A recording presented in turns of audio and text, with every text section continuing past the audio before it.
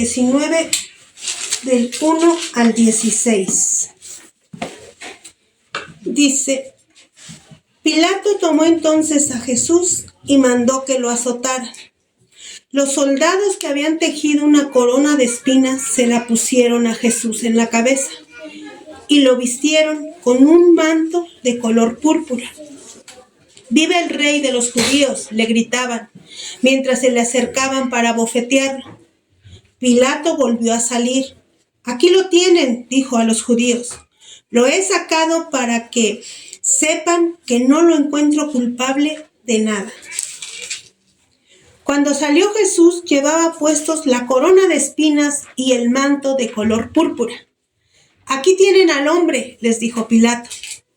Tan pronto como lo vieron, los jefes de los sacerdotes y los guardias gritaron a voz en cuello: «¡Crucifícalo! ¡Crucifícalo!». «Pues llévenselo y crucifíquenlo ustedes», replicó Pilato. «Por mi parte, no lo encuentro culpable de nada. Nosotros tenemos una ley, y según nuestra ley, debe morir porque se ha hecho pasar por hijo de Dios», insistieron los judíos. Al oír esto, Pilato se atemorizó aún más.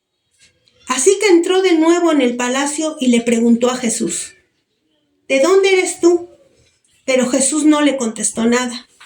«¿Te niegas a hablarme?», le dijo Pilato.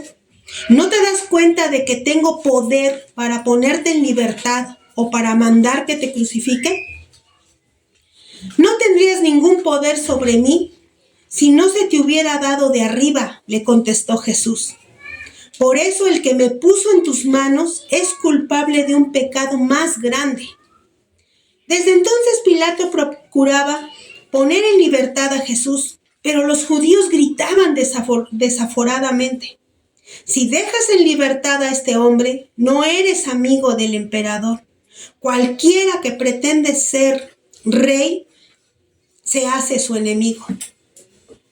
Al oír esto, Pilato llevó a Jesús hacia afuera y se sentó en el tribunal en un lugar al que llamaban el Empedrado, que en arameo se dice Gabata. Era el día de la preparación para la Pascua, cerca del mediodía. «Aquí tienen a su rey», dijo Pilato a los judíos. «Fuera, fuera, crucifícalo», vociferaron todos. «¿Acaso voy a crucificar a su rey?», replicó Pilato. «No tenemos más rey que el emperador romano», contestaron los jefes de los sacerdotes. Entonces Pilato se lo entregó para que lo crucificaran y los soldados se lo llevaran. ¿De qué nos habla este relato? De la sentencia que Pilato dejó caer sobre Jesús. Dice: quizá la primera impresión que nos van a dar estos versículos sea que Jesús era vulnerable y que aparentemente había sido puesto a merced de estos hombres corruptos y perversos. Jesús no fue víctima, hermanos, de la humanidad. Juan nos muestra en este relato, que es el que vamos ahorita a ir desglosando, nos lo muestra Jesús no como el hombre que fue torturado, masacrado, humillado, golpeado, como ya lo menciona, como les fue mencionado en el último estudio que tuvimos, cuando el pastor les dio ese estudio y habló de la manera en que fue castigado y torturado Cristo. Él también explicó todo esto para que nos trató de llevar a entender que eso se llevó a cabo para cumplimiento de la Escritura, citándoles a Isaías, si lo recordamos, ¿sí? Para cumplimiento de ello, porque era un cumplimiento de una profecía. Los otros evangelios muestran la muerte de Jesús en la cruz, pero eso no quiere decir que la muerte de Jesús en la cruz haya sido un fracaso. Por eso Él vino, que ahora vamos a ver realmente qué es lo que pasó cuando Él hizo el pago y pagó el precio por cada uno de nosotros. Pilato es una muestra de lo que al día de hoy la humanidad hace con Jesús, porque seguimos haciéndolo. Nosotros, por falta de conocimiento, seguimos crucificando a Jesús y no valorando lo que Él hizo por nosotros. Aquí hay 3 puntos que yo quiero que toquemos y que analicemos después del término de la enseñanza. Pilato intenta despojar a Jesús de su deidad. Ahorita vamos a ver cómo en esto que acabamos de leer, Pilato se va a esforzar en quitarle la deidad y divinidad a Jesús y lo va a mostrar como un hombre cualquiera. Ese va a ser su intento. Vamos a también a ver que los sacerdotes y escribas intentan despojar a las escrituras de su autoridad, porque toman la escritura de Dios como si fuera suya y la acomodan a su gusto, a lo que ellos quieren hacer, no a lo que viene escrito. E intentan quitar la autoridad que tiene la palabra de Dios para la tierra. Y en tercer punto vamos a ver cómo Pilato le da la autoridad a la multitud. Ese dichoso versículo de lavado de manos, ¿verdad? ¿Qué es lo que hizo ahí Pilato? Dijo que el pueblo decida. Y le da la autoridad a un pueblo enardecido, el cual se salió del control de sus manos. Del versículo del 1 al 6 dice, vamos a entrar al análisis. Pilato tomó entonces a Jesús y mandó que lo azotara. Los soldados que habían tejido una corona de espinas se la pusieron a Jesús en la cabeza y lo vistieron con un manto de color púrpura. «¡Viva el rey de los judíos!», le gritaban mientras se le acercaba para bofetearlo. Pilato volvió a salir. «Aquí lo tienen», dijo a los judíos. «Lo he sacado para que sepan que no lo encuentro culpable de nada». Cuando salió, Jesús llevaba puestos la corona de espinas y el manto de color púrpura. «Aquí tienen al hombre», les dijo Pilato. Tan pronto como lo vieron, los jefes de los sacerdotes y los guardias gritaron a voz en cuello: «¡Crucifícalo!». «Pues llévenselo y crucifíquenlo ustedes», replicó Pilato. «Por mi parte no lo encuentro culpable de nada». ¿Qué está haciendo aquí Pilato? Pilato tenía bien claro que él no era culpable. Y Pilato era la máxima autoridad en la tierra de ese lugar. Y él tenía muy claro que él no era culpable de nada, no había encontrado una razón para juzgarlo. Muchos nos preguntamos, ¿por qué lo manda a azotar? Si él estaba consciente y seguro de que Jesús era inocente, ¿por qué entonces mandarlo a azotar? Pilato, en su razonamiento humano, creyó que si apelaba a la conciencia del ser humano, que se apelaba a despertar en esa multitud lástima de verlo. Tienen ustedes podemos imaginar el cuadro. Viene de ser, como dijo el pastor, apedrado, lapidado. Ya no tenía el mismo rostro de tanto golpe, lo tenía desfigurado. Les mostró una persona prácticamente en pie, deshecha. Él estaba apelando a que tuvieran lástima y consideración del hombre. Estaba mostrando como lo que era. Quería apelar a su conciencia humana.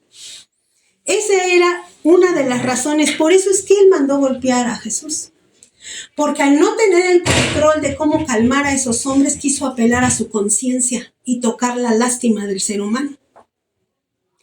Juan no muestra aquí el dolor de Jesús. Juan no nos muestra realmente el paso a paso de cómo fue el torturado. Por una razón. No relata los detalles de los azotes que recibió Jesús. Juan lo que quiere que veamos es la victoria de Jesús camino a la cruz. Si ustedes van y tocan los evangelios de Mateo, Lucas y Marcos, este camino, esta historia de la sentencia les va a desglosar más por el proceso de tortura por el que él pasó. Pero Juan no quiere que veamos eso. Juan quiere que veamos el resultado de lo que vivió Jesús. ¿Por qué lo vivió Jesús? ¿Para qué lo vivió? Eso es lo que Juan quiere que veamos en estos versículos. En Lucas 23, 27, 28, dice: Lo seguía mucha gente del pueblo, incluso mujeres que se golpeaban el pecho, lamentándose por él. Jesús se volvió hacia ellas y les dijo: «Hijas de Jerusalén, no lloren por mí, lloren más bien por ustedes y por sus hijos. Mire, va a llegar el tiempo en que se dirá: dichosas las estériles que nunca dieron a luz ni amamantaron. ¿Más? ¿Qué les está diciendo? No lloren por mí. Ella no estaba en el proceso de ahí. Ella estaba en lo que iba a obtener por pasar por ahí. ¿Y qué nos dice? No lloren, porque yo sé lo que estoy haciendo y por qué lo estoy haciendo. Esto pasa, hermanos, cuando tenemos un proceso. No veamos el proceso por el que estamos pasando. Veamos la victoria a la que nos lleva el proceso. Eso es lo que Jesús está diciéndole a estas personas. Llora por ti, porque a partir de este momento que yo termine este proceso, el que no me reciba en su corazón, el que no llegue por medio de mí, está perdido. Entonces por eso les dice, no lloren por lo que yo estoy haciendo, porque lo que yo estoy haciendo es para salvarte. Y ahora depende de ti. Si tú no tomas la decisión correcta, llora por ti, porque serás perdida. Por eso es que le dice estas palabras a esas mujeres, camino a la cruz. Por eso es que les digo que Él quiere mostrarnos la verdadera razón. Nos lo muestra a Jesús como rey y soberano que es, como un Dios encarnado, como un Dios que realmente tiene el control, hermanos. El ser humano, ese pueblo enardecido, pensó que había vencido a Jesús, que ya habían logrado que Pilato lo sentenciara y que ellos habían logrado su cometido. Pero lo que no tenían idea es que Jesús tenía el control, como en aquellos capítulos que leímos donde una multitud enardecida fue a detenerlo y Él con la palabra los detuvo. Aquí estaba haciendo exactamente lo mismo. Él tenía el control de lo que estaba pasando para el resultado que Él quería para nosotros. Pero nosotros en nuestra necedad, hundidos en el pecado, creemos que tenemos el control de las cosas cuando no es así. Él nunca pierde el control. Él siempre tiene el control en toda situación que vivamos, personal, nacional o ministerial. ¿Y qué es lo que pasa aquí? El que no tenía control alguno de nada era Pilato, hermanos. Ese hombre perdió el control porque no sabía cómo calmar a esa multitud enardecida. No pudo tocar su conciencia, no les causó lástima, no pudo detener que, por más que él quiso hacerlo, no pudo detenerlo. Se le salió del control. 3 veces él salió. En esta sección podemos ver que 3 veces él salió a decirles, yo no encuentro culpa en este hombre. Ya lo castigué. Ya hice lo que se merece y ellos seguían pidiendo la muerte de Jesús. Sí, en Juan 18:29, en Juan 18:38 y en Juan 9:4 nos menciona las veces que Pilato salió a apelar al pueblo, mostrándoles al hombre lastimado, lacerado, para tocar sus conciencias, pero no lo logró. Era un pueblo enardecido que se salió de su control, aún siendo él la mayor autoridad. Entonces, ¿qué le dice al pueblo? Miren con sus propios ojos lo que está sucediendo. Pero el pueblo no miraba. En el versículo 4 dice, Pilato volvió a salir. Aquí lo tienen, dijo a los judíos. Lo he sacado para que sepan que no lo encuentro culpable de nada. Él reconoció, se los hizo saber una y otra vez. Muestra a Jesús en un intento de provocar lástima en ellos, tocar su conciencia. Pero en respuesta, ¿qué hubo? No hubo consideración alguna de ese pueblo. En el versículo 5 nos dice, cuando salió Jesús llevaba puestos la corona de espinas y el manto de color púrpura. Aquí tienen al hombre, les dijo Pilato, les está mostrando a un hombre. Está despojando a Jesús de su deidad y su divinidad, porque ellos fueron a acusarlo de que él decía ser Dios y ser hijo de Dios. Les dijo, es un hombre común, como tal quería que lo vieran. Pero él no podía despojar a Jesús de su divinidad y su deidad. Él no tenía esa autoridad, porque Jesús vino a mostrar a su Padre en la tierra. Jesús vino a mostrar quién era, de dónde venía y a qué venía. Y un hombre no podía despojarlo de lo que él es, porque no tiene el poder para hacerlo.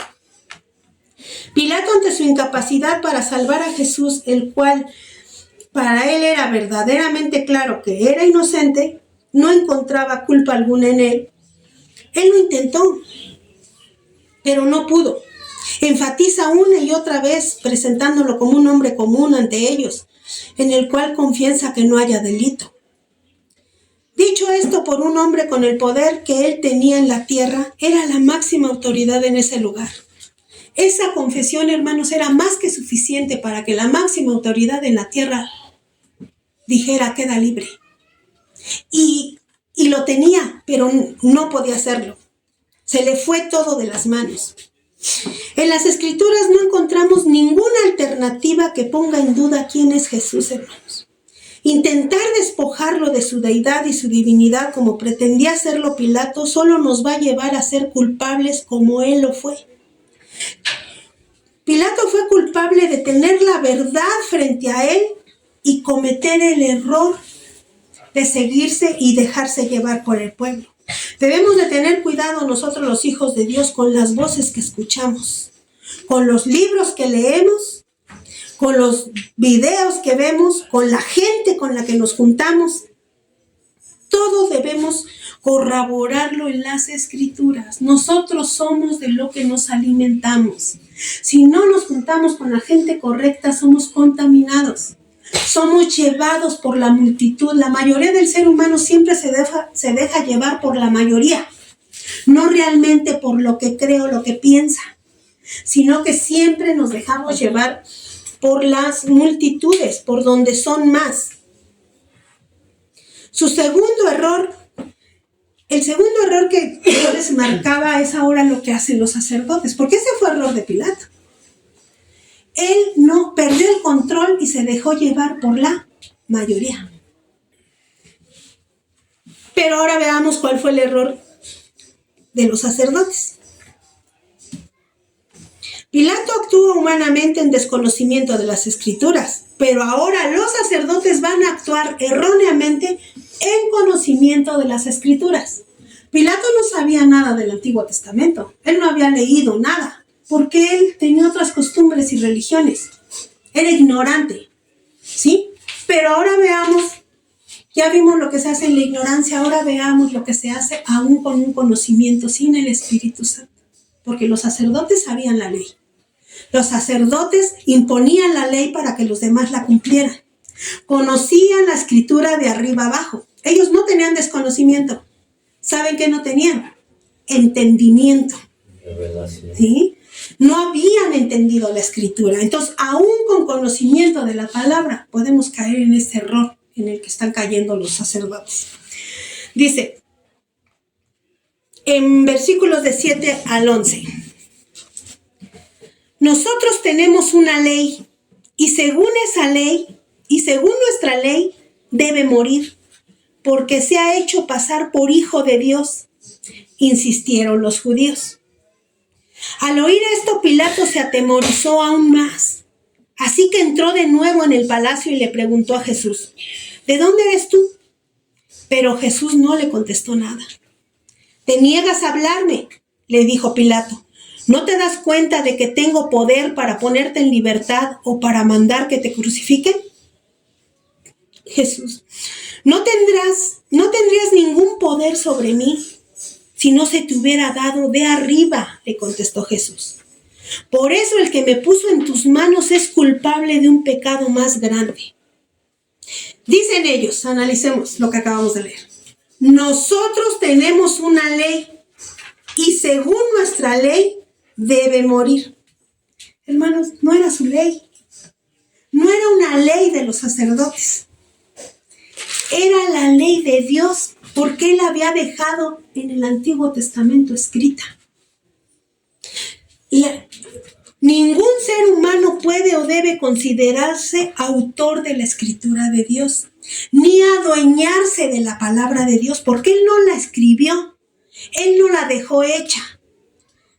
Él no dio la revelación para que fuera nuestro camino. En 2 de Pedro 1:20 al 21 dice: ante todo, tengan muy presente que ninguna profecía de la Escritura surge de la interpretación particular de nadie, porque la profecía no ha tenido su origen en la voluntad humana, sino que los profetas hablaron de parte de Dios impulsados por el Espíritu Santo. Entonces, ¿qué dice? Que ningún hombre tiene derecho a considerar su verdad, porque toda la verdad es la verdad de Dios, especialmente, hermanos, la revelación de Dios. Desde ahí ellos no tenían ningún derecho a decir que era su ley, porque no era su ley. No tenían por qué tomarla a su conveniencia y a su beneficio para llevar a cabo la satisfacción de sus deseos en la tierra. Veamos cómo ante el esfuerzo de Pilato que acabamos de ver en los primeros versículos del 1 al 6 de mostrar a Jesús como un hombre común, los sacerdotes siguen confrontándolo con las afirmaciones de divinidad de Jesús. Pilato insistió en quitarle la divinidad a Jesús y los sacerdotes insisten en que él quiso sentirse divino. ¿Sí? O sea, Pilato no podía escapar de la verdad. La evidencia regresaba una y otra vez más a él. Si vamos a los 3 evangelios, podemos ver un cuadro más completo de lo que estaba viviendo Pilato. No la tuvo fácil, miren. Chequemos Mateo 27, 19. Mientras Pilato estaba sentado en el tribunal, su esposa le envió el siguiente recado: no te metas con ese justo, pues por causa de él hoy he sufrido mucho en un sueño. ¿Qué pasó ahí? Su esposa lo alerta. Le está diciendo, cuidado, no es un hombre común. No te metas con él. ¿Por qué, hermanos? Porque hasta el último momento de nuestras vidas, Dios nos va a dar una oportunidad. Y hasta Pilato se la dio. Le mandó un mensaje por medio de un sueño de su esposa. Le permitió ver que era un hombre justo al que querían que él mandara matar. Tuvo la revelación sin ser creyente de Dios. Le avisó por varios lados lo correcto. Porque él nunca se va a meter. La decisión es nuestra, de cada decisión que tomemos en la vida. Y Pilato sigue recibiendo los mensajes. Y por otro lado, la presencia lo presiona a la multitud enardecida y cegada. Quizá Pilato era supersticioso, no lo sabemos. Lo que sí sabemos es que sintió temor. Y yo quiero decirles que sí puedo decir que era supersticioso. ¿En qué creían los romanos en ese tiempo de la que estamos hablando? En dioses. Creían en dioses griegos, en dioses que hacían y esculpían, que dioses de la luz, que dios del sol, que el dios de... Entonces él era religioso. Él era temeroso, pero de sus dioses. Entonces, en cierta manera, conocía el temor a un poder que él no veía, sino que en un poder en el que él creía. ¿Sí? Porque él fue en esos tiempos en que era Grecia y todas esas cosas.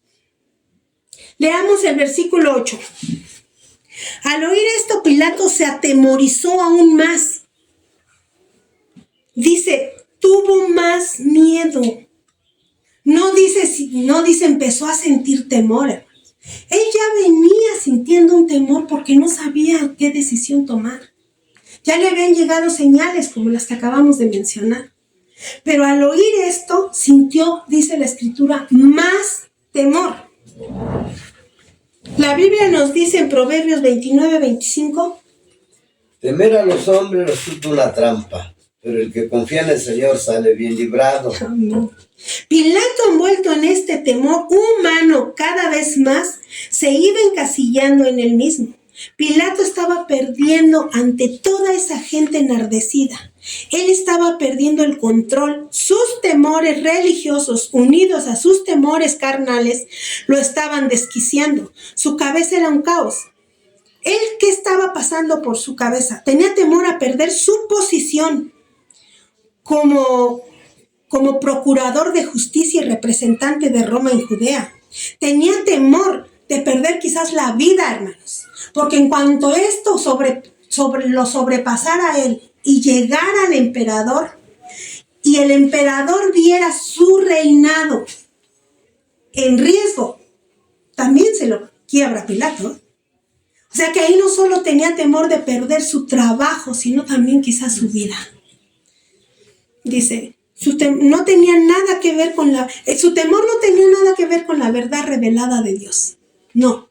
Su temor tenía que ver ante su posición y ante perder su vida. Él no conocía nada de la verdad revelada de las Escrituras. Hay dos textos bíblicos respecto a la acusación de los judíos a Jesús. Fíjense cómo llegaron los sacerdotes y qué versículo usaron para acusar a Jesús y fuera llevado a la cruz. Y vamos a ver también qué versículo omitieron, porque nosotros a eso es lo que hacemos, hermanos. Tomamos un versículo de la Biblia que me sirva para llevar a cabo mis bienes materiales, mis deseos carnales, pero se me olvida ver que hay una conclusión al lado. Leamos el versículo 7 primero. Dice, nosotros tenemos una ley y según nuestra ley debe morir porque se ha hecho pasar por hijo de Dios, insistieron los judíos. Si la ley condenaba la ley, hermanos, condenaba la blasfemia. Y condenaba el que alguien promoviera la adoración de otro Dios que no fuera Jehová.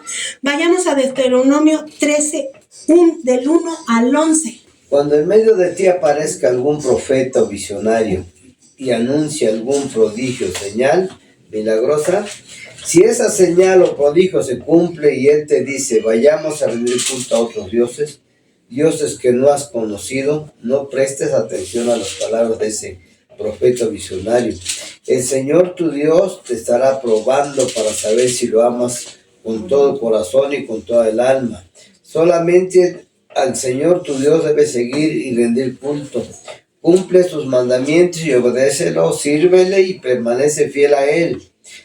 Condenarás a muerte a ese profeta o visionario por haberte aconsejado rebelarte contra el Señor tu Dios, que te sacó de Egipto y te rescató de la tierra de esclavitud.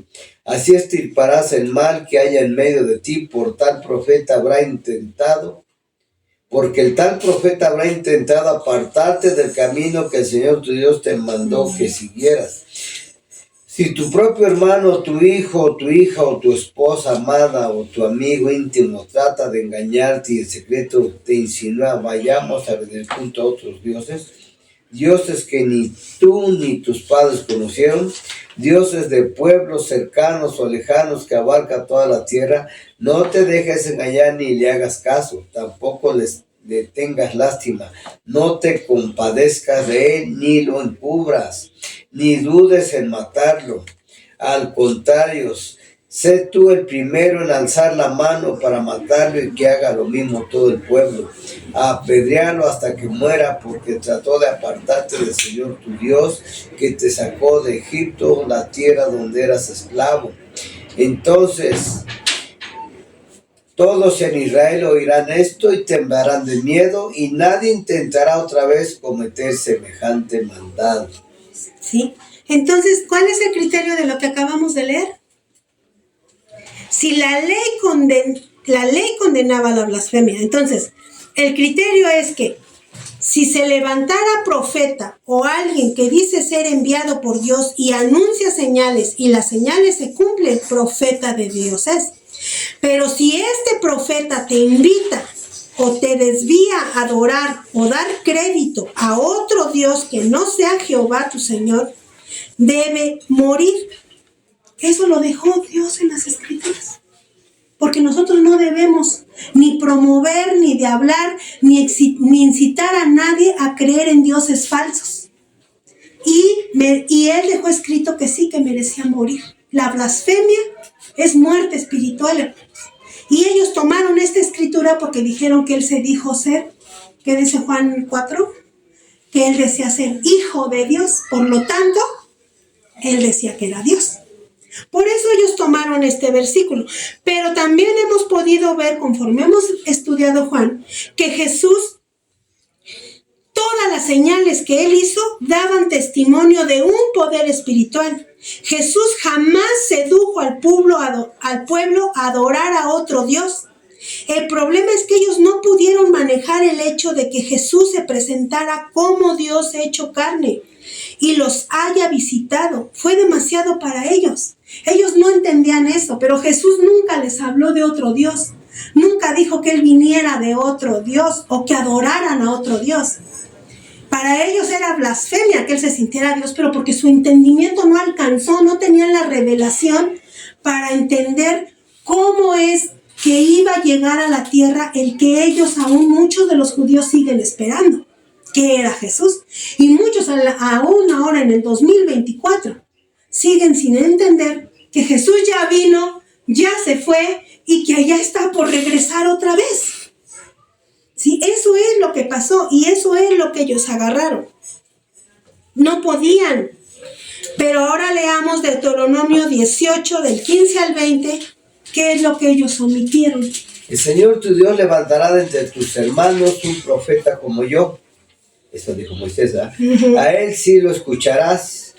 Eso fue lo que le pediste al Señor tu Dios en Horeb el día de la asamblea, cuando dijiste: no quiero seguir escuchando la voz del Señor mi Dios, ni volver a contemplar este enorme fuego, no sea que muera. Y me dijo el Señor: está bien lo que ellos dicen, por eso levantaré entre sus hermanos un profeta como tú. Pondré mis palabras en su boca y él les dirá todo lo que yo les mande. Si alguien no presta oído a las palabras que el profeta proclame en mi nombre, yo mismo le pediré cuentas. Pero el profeta que se atreva a hablar en mi nombre y diga algo que yo no le haya mandado decir, que lo que no le haya mandado decir, morirá. La misma suerte correrá el profeta que hable en nombre de otros dioses. Tal vez te preguntes: ¿cómo poder reconocer un mensaje que no provenga del Señor? Si lo que el profeta proclame en nombre del Señor no se cumple ni se realiza, será señal de que su mensaje no proviene del Señor. Ese profeta habrá hablado con presunción, no le temas. ¿De qué nos está hablando estos versículos? Dice que Dios mandaría a otro profeta, ¿verdad? Que Dios mandaría a otro profeta como él, el cual nosotros tendríamos que escuchar. Esto es una profecía y los maestros de la ley y sacerdotes sabían de lo que Moisés les estaba hablando. Ellos ya sabían y conocían esta escritura y sabían que él iba a ser enviado. Estos hombres tomaron Deuteronomio 13 para acusar a Jesús y hábilmente ignoraron Deuteronomio 18, el cual habla claramente de Jesús. Jesús no violó ninguno de los estatutos de Dios en su transitar por la tierra, sino que él vino dándose a conocer como Hijo de Dios, y todas las señales que él dio testificaban que él era el enviado de Dios. Entonces, para que nosotros no caigamos en el error de estos líderes y sacerdotes, porque muchos aún a la fecha seguimos cayendo en eso, tomamos nomás los versículos que queremos para nuestra vida, nosotros no debemos de cometer ese error que ellos cometieron. Nosotros debemos aceptar toda la escritura de Dios, porque en el momento en que yo solo tome de la escritura lo que me conviene, lo que me lleva a disfrutar mis placeres mundanos, lo que anhela mi carne en el momento, que yo tome una porción de las escrituras para usarlas a mi favor o a mi conveniencia y otra porción no la obedezco y otra porción la ignoro, en ese momento caigo en el pecado que cometieron esos sacerdotes. Porque la escritura se toma completa para poder vivir una vida completa, que es lo que el Señor nos promete. No puedo tomar la escritura de una manera parcial. Tiene que ser completa para que mi vida sea y se viva completa. Toda la escritura, hermanos, es inspirada por Dios. Y necesitamos de toda ella para conocer a Dios y vivir las promesas de Dios. En el versículo 9 dice: y así que entró de nuevo en el palacio y le preguntó a Jesús: ¿de dónde eres tú? Pero Jesús no le contestó nada.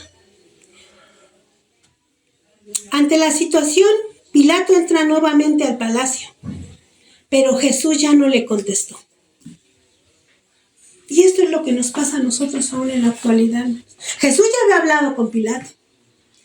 Si nos retrocedemos, Jesús sí, cuando empezó a ser interrogado por Pilato, Jesús todo el tiempo le contestó.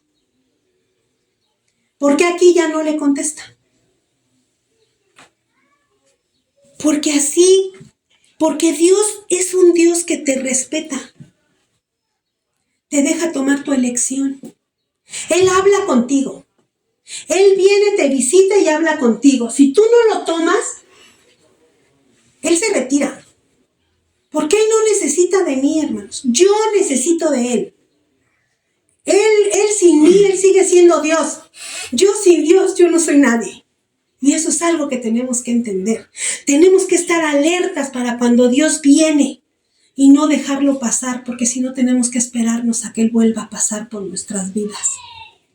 Y esto es algo que nos revela esta acción del Señor Jesús ante Pilato. Él dejó de hablar, Él no se impone ni obliga a nadie. Y este es un acto de misericordia, hermanos. Lo que Jesús hizo con Pilatos fue un acto de misericordia. Y les voy a decir por qué. Fue un acto de misericordia hacia Pilato, porque entre más escuchemos a Dios, entre más conozcamos de su palabra, más responsables somos de lo que hacemos. Porque entonces estamos fallando con conocimiento como los sacerdotes. ¿Sí? Aquí Pilato no tenía conocimiento, tenía una parte de pecado y pagó por la cual. Pero entre más le fuera revelado, más grande iba a ser su pecado. Y esto es lo que sucedió aquí. Veamos el versículo 10 y 11. Te niegas a hablarme, le dijo Pilato. ¿No te das cuenta de que tengo poder para ponerte en libertad o para mandar que te crucifiquen? No tendrías ningún poder sobre mí si no se te hubiera dado de arriba, le contestó Jesús. Por eso el que me puso en tus manos es culpable de un pecado más grande. Subrayes en tu Biblia, hermano, si me estás siguiendo. El que a ti me entregó mayor pecado tiene. ¿Por qué? Porque Jesús le está mostrando ante Pilato la absoluta confianza que tiene en la soberanía de Dios.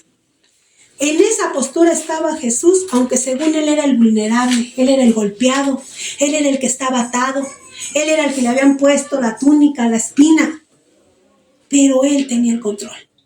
Y él estaba dando una lección de soberanía a Pilato, de que él no se mueve una tilde de sus decisiones. Le dice, tienes la autoridad contra mí porque te ha sido dada desde lo alto. Y también le está dejando claro la responsabilidad de su decisión. Tú eres responsable de la decisión que estás tomando, porque se te está permitiendo tomar esa decisión, no porque tú puedas tomar una decisión contra mí. Y la responsabilidad del que le llevó a él. Miren, hermanos, aquí algunos que han estudiado las escrituras dicen que Jesús se refirió a Judas, otros que eran los sacerdotes y maestros de la ley, y otros que eran todos aquellos que lo siguieron y permitieron. ¿Por qué? ¿Por qué se cree esto? Judas anduvo con Jesús, ¿cuánto tiempo? 3 años y medio. El tiempo que Jesús predicó la palabra. ¿Lo conocía? ¿Vio su poder? ¿Vio de lo que él era capaz? Sí, ¿no? Porque era su discípulo. Lo vio y no lo vio. Lo vio y no lo vio. ¿A quién representa a Judas? A muchos cristianos que nos congregamos hasta años, que decimos que somos hijos de Dios, pero no actuamos como hijos de Dios porque no actuamos la palabra, el ejemplo que se nos pone, la enseñanza que está. Pudo andar 3 años y medio con él, pero no vio. Estaba igual de ignorante que muchos que no. Entonces, muchos dicen que por haber andado con él, él tenía conocimiento y su pecado fue más grande que el de Pilato. Pero yo ahora les pregunto, ¿y los sacerdotes? ¿Y los maestros de la ley? ¿Tenían conocimiento? Sí tenían conocimiento de la escritura. Por eso es que el Señor tuvo misericordia de Pilato y ya no quiso que supiera más. porque su pecado iba a ser más grande como el de los sacerdotes, que aún conociendo, aún sabiendo lo que Moisés había escrito y esperando lo que según ellos Moisés les decía que tenían que esperar, ellos estaban cometiendo uno de los pecados más grandes, que era matar. Cuando ellos sabían que tú no tenías permitido matar a nadie, no tenías permitido juzgar a nadie, que la vida Dios te la da y Él la quita. Estaban haciendo en conocimiento lo incorrecto. Por eso yo les digo, aquí entra Judas, los sacerdotes o el mismo pueblo, hermanos. ¿Cuánto pueblo del que estaba ahí dejándose llevar por todo el volumen de gente enardecida, acarreados diríamos ahora, se dejaron llevar y conocieron de Dios? Muchos recibieron milagros de Dios, pero callaron. Callaron, ¿por qué? Porque les dio miedo. Por miedo, por temor. Muchas circunstancias pasaron por su vida, pero tenían conocimiento de Jesús, y más los que habían recibido algún milagro de Jesús. Entonces, para mí, a esas tres áreas se refiere Jesús cuando le dice que culpa mayor tiene, o ¿qué les dije que subrayaran? El que me entregó a ti, el que me puso en tus manos es culpable de un pecado más grande, porque lo hicieron con conocimiento. Entre más luz, hermanos, más responsabilidad tiene un hijo de Dios. Amén. ¿Sí? Ahora dice, lo cierto es que a mayor luz, mayor responsabilidad. Vamos a dar cuentas nosotros de nuestro trabajo espiritual, hermanos. No crean que no. Nosotros vamos a dar cuentas cuando lleguemos ante el Señor. Tenemos que dar cuenta de nuestros actos y de nuestras decisiones. Intentemos en medida de todo lo posible ser lo más éticos y temerosos de Dios. Cuando conoces de Dios, hermanos, es al único al que debemos temerle. Y no tener miedo de Dios, no. Temer a fallarle a Dios es algo muy diferente. A Dios no se le tiene miedo, porque Dios es amor. Dios nos va a quitar lo que nos estorba para llevarnos en un camino de las promesas que Él tuvo para nosotros. Pero tenemos que despojarnos de lo que nos estorbe. Él nunca te va a dar nada que te lleve a perdición. A Dios no se le tiene miedo. A Dios hay que temerle, no llevar a cabo sus estatutos y mandamientos. ¿Por qué? Porque eso me va a llevar a una vida miserable. No porque Él vaya a hacer algo contra mí, sino porque si yo no cumplo, yo no voy a vivir las promesas de Dios. Por eso es que hay que temer a no cumplir los estatutos y lo que Dios nos manda por medio de su palabra revelada. Dice, ese día Pilato salió a trabajar, hermanos. Era un día más. Era el que se dedicaba a eso, ¿no? Era un día en el que él dijo, oye, es un día más donde me van a llevar unos cuantos rebeldes, los voy a juzgar, les voy a dar ya sea muerte, vida, castigo. Era un día más para Pilato, un día común y corriente. Él nunca pasó por su cabeza que era el día más importante de su vida. ¿Sí? Y eso nos llega a pasar a veces a nosotros, porque a veces Dios pasa y perdí la oportunidad más grande de mi vida. Y eso es lo que le pasó a este hombre, porque no pudo ver. Él fue llevado y su decisión lo llevó a condenar su alma, hermanos. La decisión que tomó condenó su alma, tristemente. ¿Por qué? Porque él prefirió salvar su trabajo y su vida física. Él tomó una decisión. Y esa decisión lo llevó a una muerte eterna. Pilato decide darle la autoridad a la multitud. Este es nuestro tercer punto. Aquí quiero que veamos. ¿Se acuerdan que lo dividimos en tres? Ya vimos lo que hizo al principio. Ya vimos el error de los sacerdotes. Pero ahora fíjense cómo cerramos en este relato. Lo que hizo, la consecuencia de la decisión de Pilato. versículos del 12 al 16. Desde entonces Pilato procuraba poner en libertad a Jesús, pero los judíos gritaban desaforadamente: si dejas en libertad a este hombre, no eres amigo del emperador. Cualquiera que pretende ser rey se hace su enemigo. Al oír esto, Pilato lo llevó a Jesús hacia afuera y se sentó en el tribunal en un lugar al que llamaban el Empedrado, que en arameo se dice Gabata. Este lugar era el lugar donde él tenía como un aposento donde él se sentaba y daba sentencia. A ese lugar se refiere. Era el día de la preparación para la Pascua, cerca del mediodía. Aquí tienen a su rey, dijo Pilato a los judíos. Fuera, fuera, crucifícalo, vociferaron. ¿Acaso voy a crucificar a su rey?, replicó Pilato. No tenemos más rey que el emperador romano, contestaron los jefes de los sacerdotes. Entonces Pilato se lo entregó para que lo crucificaran y los soldados se lo llevaron. ¿Sí? ¿De qué nos hablan estos 6 versículos? 4. Pilato decide ceder ante la mayoría. Lo irónico de esto, hermanos, es que Pilato, fíjense en el tiempo que estamos hablando, Pilato se gobernaba bajo un régimen de gobierno por reinado. Y fíjense lo que él hace. ¿Qué pasaba en ese medio? Él estaba bajo un gobierno monárquico, donde el pueblo era gobernado por reyes y emperadores. Y él aplica la democracia. ¿Se dieron cuenta que él aplicó la democracia en un gobierno monárquico? Fíjense, dándole el poder al pueblo de decidir. Él hace esto con el único propósito de cuidar su postura, su gobernatura y su liderazgo. ¿Por qué ahora nosotros vivimos democracia, no? Que nosotros elegimos, que la mayoría gana. Eso hizo Pilato en un tiempo de la monarquía. Le dejó el poder al pueblo.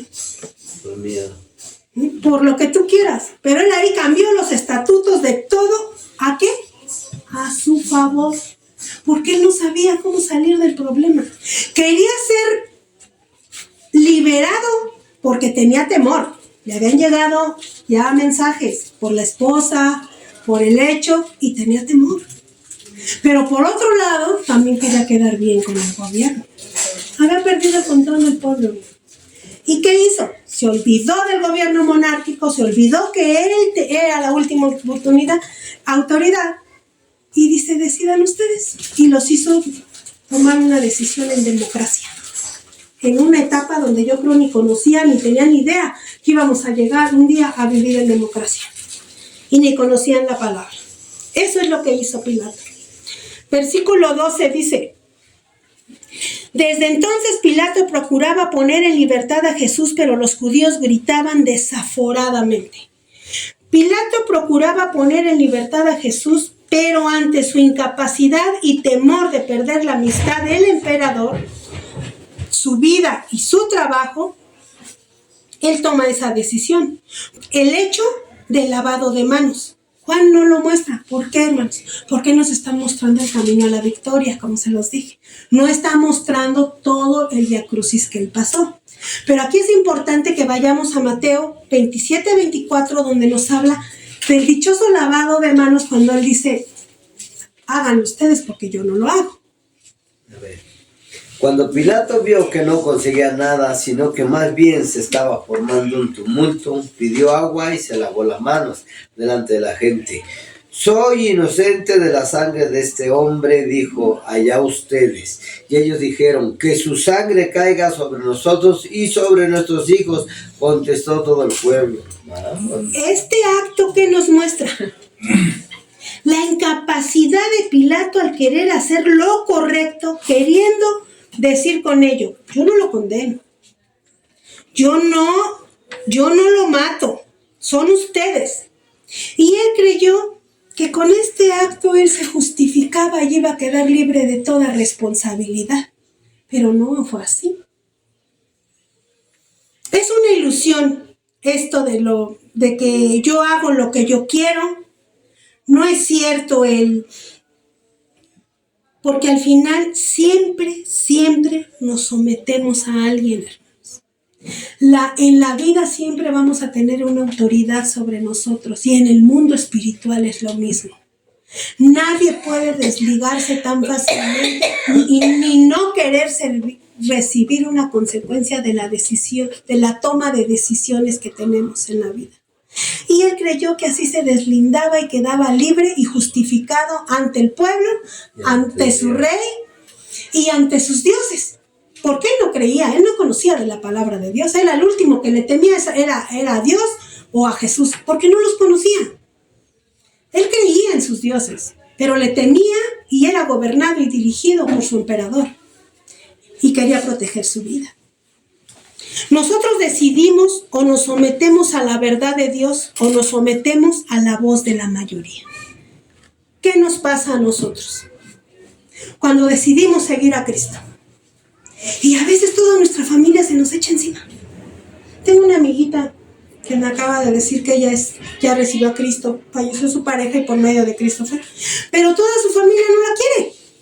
La trata mal, le dice que se la va a llevar el diablo, que porque hace cosas incorrectas. O sea, ella vive una vida que dice, llega el momento en que solo le pido a Dios que me dé fuerza. Sí, Dios te fortalece en esa circunstancia, porque alguien tiene que iniciar.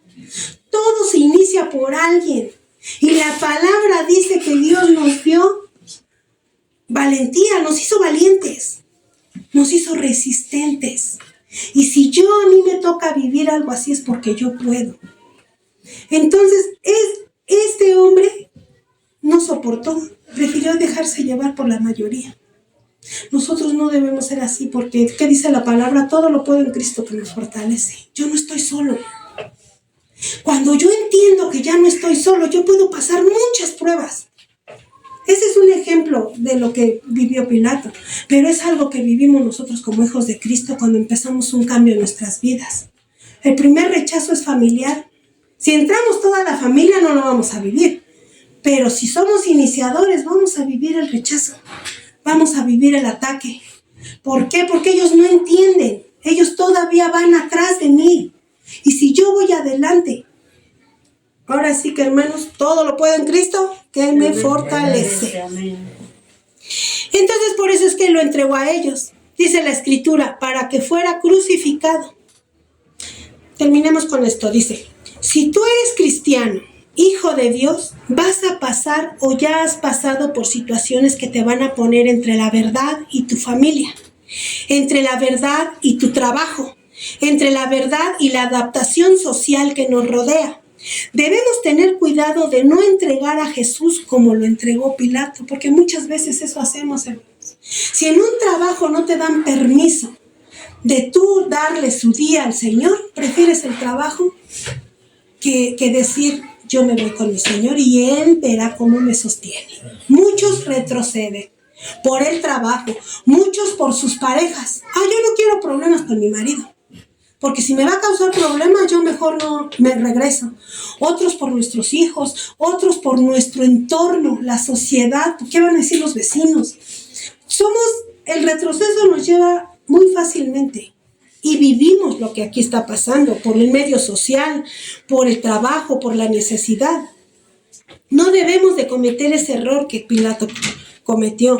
No debemos ceder como él a favor de nuestro bienestar humano, porque nuestro bienestar humano es efímero.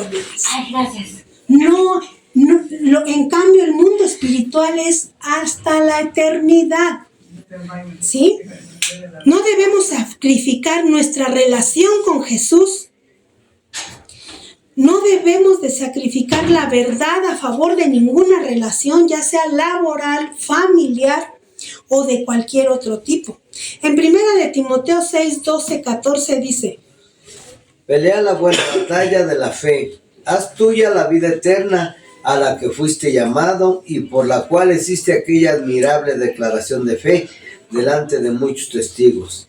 teniendo a Dios por testigo, el cual da vida a todas las cosas, y a Cristo Jesús, que dio su admirable testimonio delante de Poncio Pilato. Te encargo que guardes este mandato sin mancha ni reproche hasta la venida de nuestro Señor Jesucristo. ¿Qué está diciendo aquí Pablo? Pablo está diciendo que Jesús mismo está dándonos testimonio a nosotros de un modelo de cómo dar testimonio de la buena profesión. Va a llegar un momento que debamos callar y simplemente recibir las consecuencias de haber abrazado la verdad nosotros mismos. Así como Jesús, todos somos perseguidos hoy en día en consecuencia de nuestra formación, elección y decisión. Tenemos que estar listos para dar y ser testimonios de Jesús, hermanos, y así no entregar a Jesús a la voluntad de la mayoría de la cultura o de nuestra sociedad. Esto es, si tú eres cristiano, si tú eres hijo de Dios, y si aún no lo eres, porque hay personas que van a escuchar este video y quizás no sean hijos de Dios, debemos de hacerles saber que este acto de amor y de entrega que Jesús hizo fue para darnos vida, ¿sí? Y la Escritura lo explica así en Romanos 6:23. Porque la paga del pecado es muerte, mientras que la dádiva de Dios es vida eterna en Cristo Jesús nuestro Señor. ¿Qué dice? Que el regalo o la dádiva de Dios es vida eterna en Cristo Jesús. Él murió para darnos vida, y una vida hasta la eternidad. Y Juan quiere que veamos en su evangelio que Él está caminando y está viviendo esa sentencia y va a ir camino a la cruz por mi salvación, por darme vida. Que Él vaya viendo la victoria, hermanos. Juan quiere que veamos la victoria. Jesús ya está visualizando lo que va a ser ganado con su muerte en la cruz. Él ya no está viendo lo que están viendo esas mujeres que lo vieron pasar y lloraban por ver cómo iba destrozado. Cómo iba un hombre caminando hecho trizas. Jesús ya no estaba viendo eso. Jesús ya estaba viendo lo que iba a ser recibido. Jesús ya estaba viviendo su victoria. Y nosotros debemos vivir nuestra victoria, sea cual sea el proceso que estemos pasando. Amén. Confiemos fielmente que esto nos lleva a una victoria. Dios nunca te va a llevar a una derrota. Quizás no lo entendamos ahora, pero una cosa sí te digo, te la afirmo, de que Dios nunca te va a llevar a derrota. Él siempre da lo que nos conviene, no lo que queremos. Los amo en Cristo Jesús. Señor. Padre amado, gracias. Gracias. Gracias, papá, porque tú nos enseñas. Tú eres tu Padre. Alabado sea.